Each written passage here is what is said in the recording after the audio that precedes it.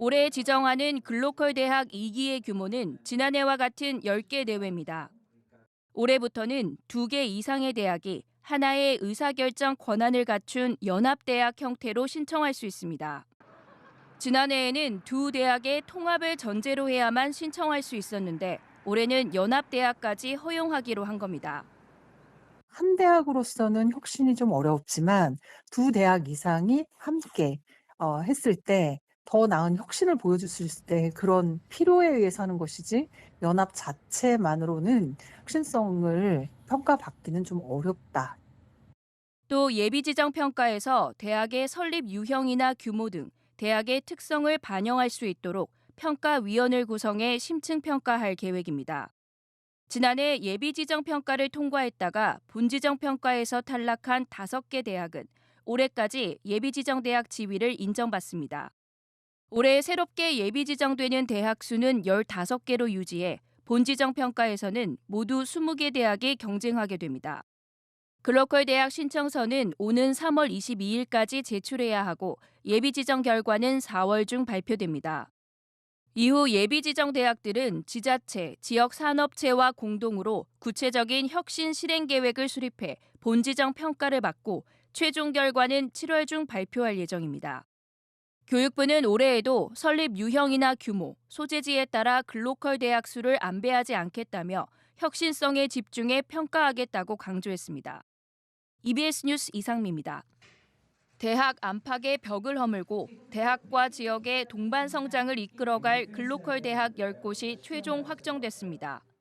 지역별로는 강원과 경북에서 2곳씩, 부산과 울산, 경남, 전북과 전남, 충북에서 각각 1곳이 선정됐습니다. 통합을 전제로 공동 신청한 대학 4곳은 모두 포함됐습니다.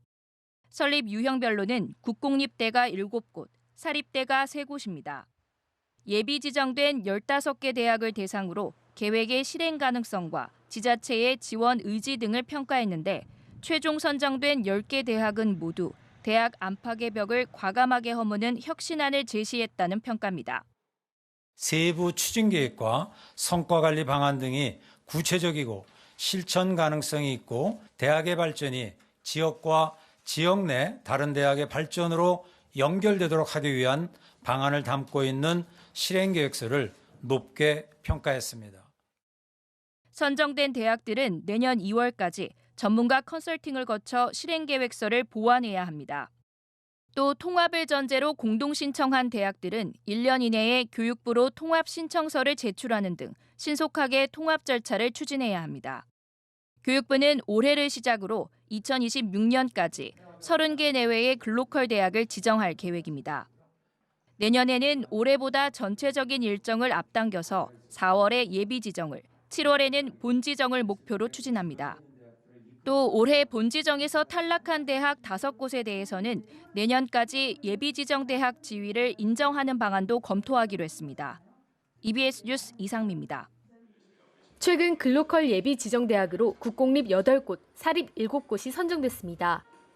대다수 대학이 사활을 걸었지만 탈락하면서 대학 총장들은 선정되지 못한 학교들에 대한 후속 조치를 요구했습니다. 미선정 대학에 대해서 지원 방안을 조금 더 구체적으로 제시해 주셔야 미선정된 사립들이 중장기 목표를 설정할 수 있겠습니다. 미선정된 대학의 경우에 부실대학이라는 낙인이 찍힐 수 있습니다. 특히 글로컬 사업에 신청한 국립대는 절반 가까이 예비 선정된 반면 사립대는 10.9%에 그쳤다는 점도 도마 위에 올랐습니다. 사립대학만 다들 소외되는 것이 아닌가라는 그런 우려가 있다는 점을 말씀드리고자 합니다. 국립대학만 아니고 사립대학이 오히려 더 큰 80%의 대학 교육을 담당한다는 차원에서는 글로컬 대학을 비롯해 정부 지원 사업에서 일부 지역 대학이 소외되는 문제도 제기됐습니다. 수도권에 포함되지만 사실 인서울 대학에 비해서 경쟁력이 좀 떨어집니다. 여러 가지 교육부 사업에서 홀대를 당하고 있다고 역차별을 당하고 있다고 불만이 굉장히 많습니다. 이주호 사회부 총리 겸 교육부 장관은 글로컬 대학에 선정되지 않은 대학에는 제도를 개선하는 등 다른 방식으로 지원하겠다며 추가 지원 가능성을 시사했습니다. 이를 위한 예산을 확보하기 위해 재정당국을 설득하겠다고 덧붙였습니다. 꼭 뭐 30개 대학만 지원한다는 게 전혀 아니거든요. 더 많은 지원이 또 필요하다는 또 주장도 계십니다. 그래서 이제 그런 쪽으로 갈 거고, 안 되더라도 어떻게 보면 유형별로 저희가 또 묶어서 지원할 수 있는 그런 방안이 나올 수도 있거든요. 한편 최근 보건복지부와 대한의사협회가 의대 정원을 늘리는 데 전격 합의한 가운데 이 부총리도 사회부총리로서 의대 증원을 위해 노력하겠다고 밝혔습니다.